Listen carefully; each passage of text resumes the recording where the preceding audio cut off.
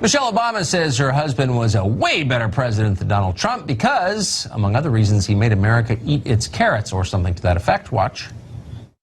The 8 years that Barack was president, it was sort of like having the good parent at home, the one that told you to eat your carrots and go to bed on time. And now perhaps we have the other parent. Maybe it feels fun to some for now because we can eat candy all day and, you know, stay up late and not follow the rules.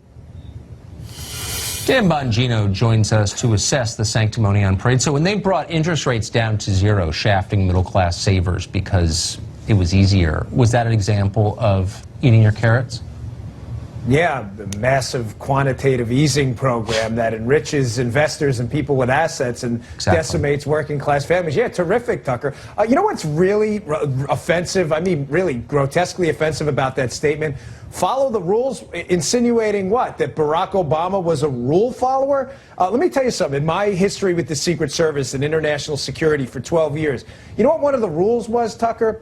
You don't leave your people behind to die in a foreign country when the embassy or special mission complex is under attack.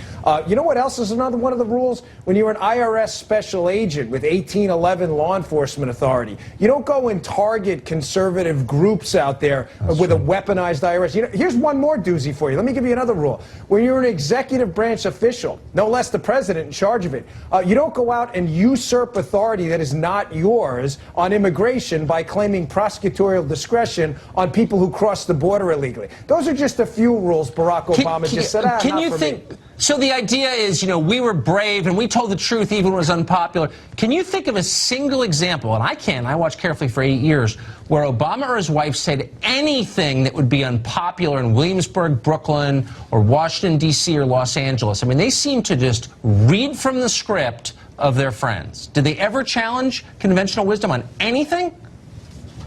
You know, no.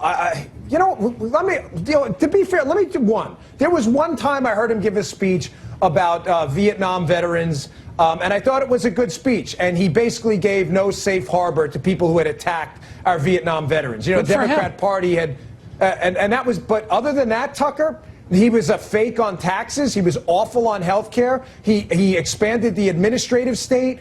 He invented a bunch of presidential authority he didn't have. And I say with no reservations, he was the worst president in my lifetime. I'm 43 years old. Absolutely no doubt about that on any metric. I wonder if he invited Al Sharpton over to the White House 70-odd times as a policy advisor. I wonder if he and his wife ever think, you know, we left this country so desperate and unhappy that they elected Donald Trump to succeed us. I wonder, I mean, that's like kind of an obvious conclusion. Has it ever occurred to them?